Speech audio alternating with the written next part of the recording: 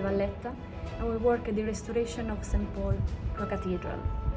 Today we are carrying out a live drone inspection of the external fabric of the spire in order to relate the damages mapped and surveyed on the internal to the external and being guided accordingly on the step forwards on the restoration works.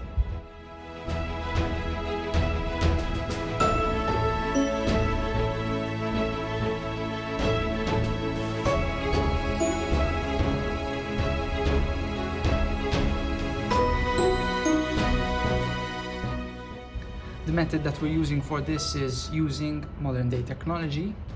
We are using a drone, taking it up the spire to slowly record videos and also take detailed photos of the different types of deterioration.